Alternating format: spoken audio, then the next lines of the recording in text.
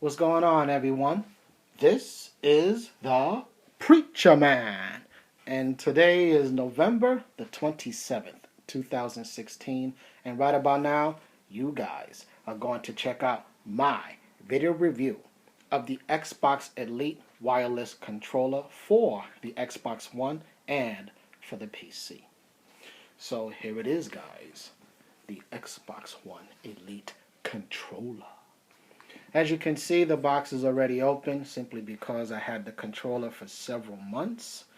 But I'm still going to do an unboxing so that you guys will know what to expect when you open up this bad boy for the first time. So here we go. Here is the front of the box. Here is the side of the box, which contains information about the controller. Here is the other side of the box, which shows a cool picture of the controller. Here is the back of the box, which contains additional information about the controller and two cool pictures of the controller itself. So alright guys, I'm about to open up this box, but before I do, I want to state for the record that this box, very sturdy, very nice box.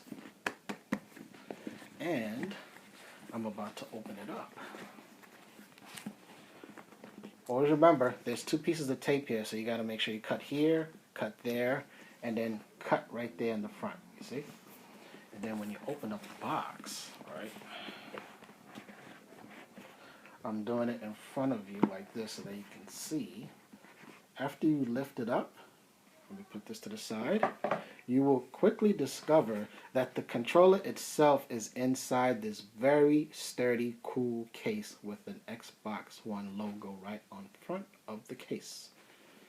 So, before I get into the main course, let us dive into the appetizers, which is what is behind this thing right here. As you can see, Xbox One cool logo. After you remove this, you will discover two AA batteries for your controller. And right here is a 9-foot, if I'm not mistaken, a 9-foot USB, micro USB cable for your controller. As you can see, it's still brand new. I haven't used it yet simply because I already have several micro USB cables laying around. So I'd rather just leave this here in case I need it. And behind this, let me take the batteries out. You have a quick setup guide for your controller and accessory product manual and some other information here. And that's about it. Now, that was the appetizer. Here is the main course, which is the controller itself. Like I said before, this case is so sturdy, I kid you not, if you just throw it to the ground purposely, this controller will not break. It's very sturdy. So as you can see, there is a zipper right here. This is how you open it up.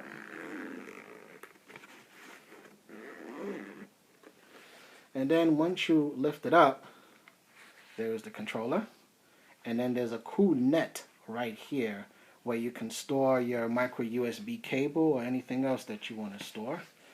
After you remove the controller itself, you're going to see the D-pad and then additional sticks. Let me put that to the side and go right into the controller. And I'm going to go back to those sticks in a few minutes. Here's the controller itself. It comes with this unique I don't know what you call it, but this right here is for those who are into fighting games. Now let me tell you right off the bat, I really don't like this.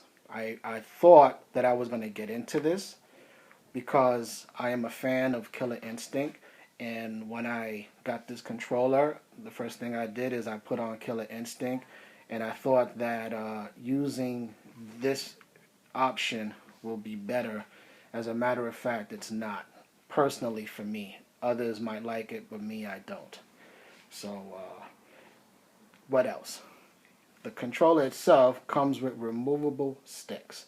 Now you might be wondering, Preacher Man, are these magnetic sticks reliable? Will they fly off when I'm into an intense moment of a game? And the answer is no, they will not fly off. In fact, these sticks are extremely reliable. They will not fly off, except for this here. For some reason, it won't fly off, but if you press on it too hard, you see that? You will notice that this won't fly off, but it will. This is what you will experience, which is not cool. I rather just remove this, and let me show you how easy it is to remove it, right? And then put in the D-pad, which I personally like. And look how easy this is. Look at that. Can't beat that. And it's actually more reliable. See, I'm pressing hard. Unlike this here, where if I pressed hard like I just showed you, it actually sticks out, which I don't like. Now, here comes the sticks, right? Look how easy it is to remove it. See that? That's how easy it is. And I could replace those with one of the other sticks that I have. This is the long stick. You see that? That's the long one. Look at that. Very easy to use. Very easy to replace. And very reliable. Me, I don't like these long sticks. I just personally don't prefer them. I prefer the old school Xbox One sticks. Very easy. Now, let me just put these back in. Look how easy it is. Very easy. And you might be wondering, back here, right? Here are these funny little paddles.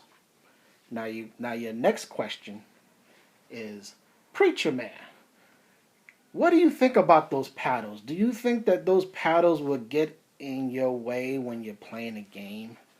And here is my opinion about it. First of all, I do not like the bottom paddles. Simply because the bottom paddles, I just feel that they get in my way. That's for me. So what I do, right? I just simply look how easy it is. I just simply remove it, right? And look how easy it is to just put it back if I decide to put it back. But personally, I'm going to share a short story. When I play Dark Souls 3, right? I love to make sure that the L1, the left bumper and the right bumper buttons, I assign them to these paddles. Why? Because to me, it really makes me feel like I'm more in control of the game. When I'm blocking, especially, instead of me pressing L1 to block, I rather just hold down the left paddle here to block. And that's another thing, guys, in case you didn't know, that you can customize your controller. That's the cool thing about this. You could make the left bumper here or there or whatever. But the regular Xbox One controller can do those things, except for the fact that that controller, the original Xbox One controller, does not have the paddle features. But I like to use these paddles when I'm playing Dark Souls 3. Now, these other paddles, like I told you before, I'm not a fan of. And no, they do not get in the way. Actually, when I start playing, I just forget that they're here, and it just feels natural.